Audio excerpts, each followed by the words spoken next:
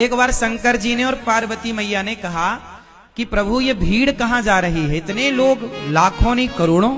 शंकर जी बोले जा रहे हैं सब लोग कुंभ नहाने। तो पार्वती मैया बोली अरे ये तो सब बड़े पुण्यात्मा हैं। शंकर जी बोले नहीं, ये जा जरूर रहे हैं, लेकिन ये देखने और दिखाने जा रहे हैं। चलो देख आवे कितना बड़ा मेला भरा है, और दिखाने के जी हम भी गए थे, तुम तो गए नहीं। तो ये देखने और दिखाने जा रहे हैं। पार्वती जी बोली नहीं, ये तो सब भक्त हैं और बड़ी श्रद्धा से जा रहे हैं। प्रभु इन सबको दर्शन दो, जितने भी कुंभ नहा रहे हैं सब पर कृपा करो, सब अच्छे लोग हैं। शंकर जी बोले चलो पार्वती जी आप कह रही हो तो हम चेक कर लेते हैं कि इनमें से कितने लोग कुंभ नहाने आए हैं, कितने लोग पवित्र विचारों से आए हैं, चेक करते हैं। तो जहां से सारे लोग आ रहे थे तो उसी रास्ते पर शंकर और पार्वती एक बुढ़ा बुढ़ी बन करके शंकर जी एक गड्ढे में गिर गए। गड्ढा था गंदा शहर का, वहां पे मलमूत्र इकट्ठा होता था, तो वो गड्ढे में गिर गए। अब गड्ढे में गिरे हैं और गंदगी लगी है शरीर पर। माता पार्वती बूढ़ी सी बन गई। ओ जो गुजरते जाए, ओ बहन, ओ मैया, ओ भैया, हमारे पति गिर गए हैं, थोड़ा बचा लो, हमारे पति की मदद करो, हमारे पति की मदद करो। देखो उन्हें बड़ा कष्ट है, बड़ी भूख लगी है और वो ठंडे में सिकुड़ रहे हैं और वो कष्ट पा रहे हैं, गड्ढे में हमसे निकल नहीं रहे हैं, आप जरा मदद करो। तो लोग बोले अरे हमारे गंगा नहाने का टाइम हो रहा है, हम गंगा नहाने जा रहे हैं। हाँ, ये सब क्या गंदगी मचा रखी तुमने। शंकर जी पार्वती जी से बोले देख लो ये गंगा नहा रहे हैं, किसी की मदद कर नहीं रहे हैं और गंगा नहा रहे हैं। पार्वती जी बोली प्रभु कोई तो आएगा। हाँ हाँ कोई आएगा, सबसे कहो। अब पार्वती जी सबसे कह रही हैं भैया हमारे पति जरा कष्ट में हैं, जरा गिर गए हैं, जरा उठाओ, जरा इनकी दवाई कराओ, जरा इनका ख्याल रख लो, हमसे भी चला नहीं जा रहा है। सारे लोग बोले हम तो गंगा नहाने आए हैं, गंगा नहाएंगे, कहां तुम फंसा रहे हो, चलो। एक नौजवान लड़का आया। पार्वती मैया बोली भैया हमारे पति को जरा निकालो, गिर गए हैं। बोला हाँ हाँ चलो निकालते। वो आया शंकर जी की मदद करने। शंकर जी की जब मदद करने आया तो शंकर जी बोले भैया यदि तुम हमें निकालने के लिए इस गड्ढे में आओगे तो हम तो निकल जाएंगे, पर तुम फंस जाओगे। तो वो नौजवान बोला अच्छा हम फंस जाएंगे। हाँ फंस जाओगे। तो बोला अच्छा एक काम करो, फिर तुम ही फंसे रहो, हम जा रहे हैं। वो नौजवान वहां से चला गया। कौन फंसे? पार्वती जी देखती रही, कोई नहीं आया। आखिरी में कोई एक सज्जन आए, एक सदगृहस्थ आए, पति पत्नी। जब पति पत्नी आए तो उनसे कहा पार्वती मैया ने कि मेरे पति फंसे पड़े हैं दलदल में, जरा बचाओ। वो गृहस्थ पति बोला, पुरुष बोला कि जी अभी मैं बचाता हूं। शंकर जी बोले कि यदि तुम यहां हमें बचाने आओगे तुम फंस जाओगे। तब उस आदमी ने कहा कि महाराज मैं भले फंस जाऊं, मुझे भले कष्ट हो, पर आपको कष्ट ना हो। मैं फंसूं तो फंसूं, आप ना फंसे, मैं कष्ट उठाऊं तो उठाऊं, आप ना उठाएं। ये कहकर के वो आदमी उस गड्ढे में कूदा। शंकर जी को कंधे पर बिठाया, जोर लगाया, उठाया, बाहर किया। और जब बाहर किया तो शंकर जी ने भी उसे बाहर किया।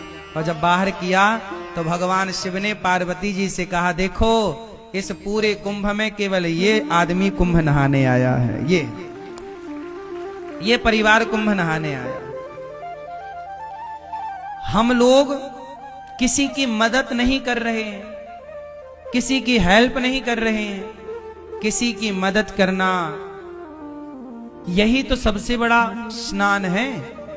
ना जाने किस रूप में नारायण मिल जाएं, कोई आपसे कहे कि भैया हमारी थोड़ी मदद कर दो, तो वो भगवान के रूप में ही तो आपसे मदद मांग रहे थे, आपकी परीक्षा लेने के लिए। इसलिए ये बात केवल मैं कुंभ के लिए नहीं बोल रहा हूं, कहीं भी जाओ, घर पे भी रहो, गांव में भी रहो, गली में भी रहो, अपने शहर में भी रहो, तो सबकी मदद करो। शंकर जी बोले कि तुम फंस जाओगे इस गड्ढे में। बोले फंस जाऊं, कोई बात नहीं। जो स्वयं दुखी होकर औरों का दुख दूर करता है वही सबसे बड़ा भक्त है। शंकर जी ने कहा तुम थोड़ी दुखी होगे। शंकर जी ने उसे दर्शन दिया, और दर्शन क्या दिया? शंकर पार्वती उसे अपने साथ ले गए, चलो वहीं आनंद से रहना। तो ये है दर्शन। अब हम लोग क्या करते हैं, कहीं भोजन बट रहा है, प्रसाद बट रहा है, तो हम स्वयं आगे होकर के अपना लेते हैं और दूसरे की थाली में धक्का लगे तो लगे, उसका गिरे तो गिरे, हमें मिलना चाहिए। मोर पेट हाहू मैना देहो काहू। आदमी ये नहीं चाह रहा है कि पहले तुम ले लो, नहीं नहीं, पहले हम। और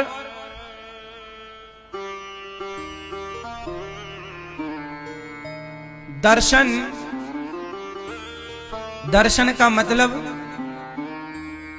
लोग समझ ही नहीं रहे। धाम में आओ ना, प्रयाग जी में आओ, वृंदावन आओ, यमुना जी आओ, अयोध्या जी जाओ, जहां भी जाओ वहां क्या करना चाहिए? अच्छा ये बताओ, गंगा जी में जब आप डुबकी लगाए तो किस तरफ मुंह करके डुबकी लगाए? स्नान कैसे करना चाहिए?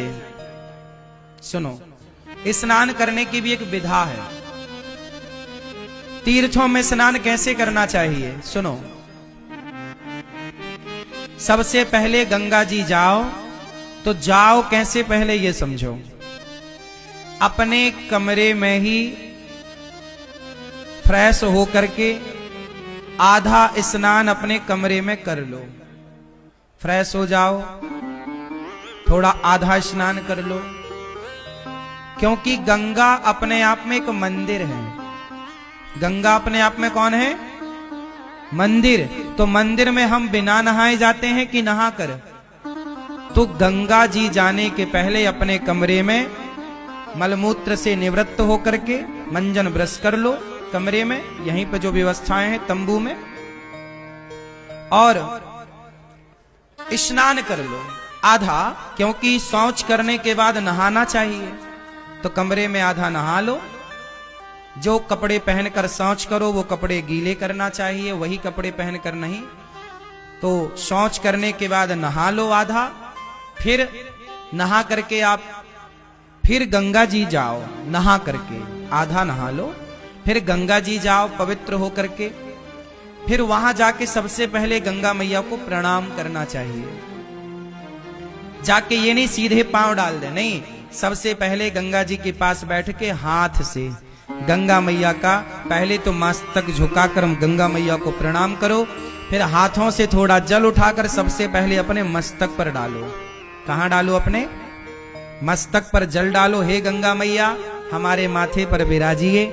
हे गंगा मैया आपकी कृपा से सदा सब लोग सुखी रहें, सब प्रसन्न रहें, और हे गंगा मैया हमारी भक्ति दिनों दिन बढ़े, हम सदा प्रभु का स्मरण करते रहें। एक क्षण के लिए मैं भगवान को कभी भूलूं नहीं।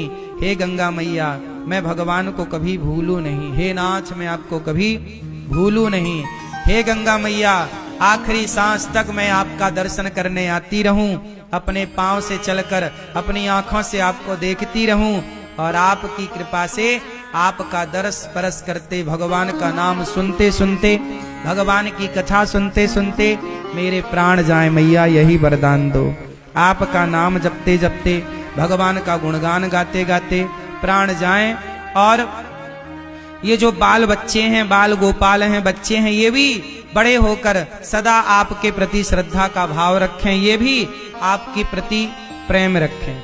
गंगा मैया को प्रणाम करो।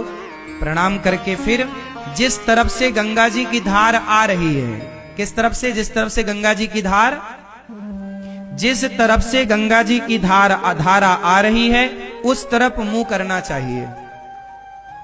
जिस तरफ गंगा जी की धारा, जैसे धारा इस तरफ से आ रही है, बहकर इस तरफ जा रही है, तो जिस तरफ धारा आ रही है उस तरफ मुंह करके और फिर गंगा मैया को प्रणाम करते हुए स्नान करना चाहिए, डुबकी लगानी चाहिए। और डुबकी कैसे लगानी चाहिए? पहली डुबकी अपने माता के लिए कि ये डुबकी का पुण्य मेरी माँ को मिले जिसने मुझे धरती पर भेजा है। दूसरी डुबकी अपने पिता के लिए, तीसरी डुबकी अपने पूर्वजों के लिए, चौथी डुबकी अपने बच्चों के लिए कि बच्चे इसका पुण्य पाएं, और पांचवी डुबकी अपने लिए।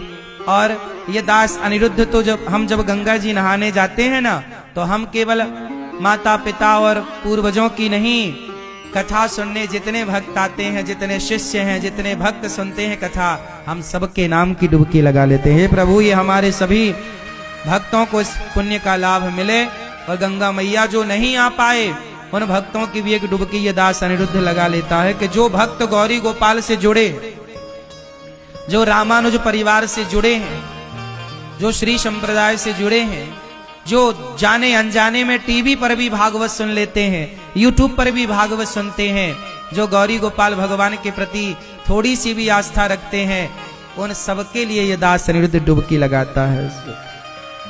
और जो लोग दास अनिरुद्ध को गाली देते हैं, उल्टा सीधा कहते हैं, उनके नाम की भी एक डुबकी लगा लेते हैं कि उनको भी भगवान सद्बुद्धि दें, गंगा मैया उनका भी पुण्य बढ़ाएं, उनकी भी शक्ति बढ़ाएं, ताकि वो सदा गाली देते रहें।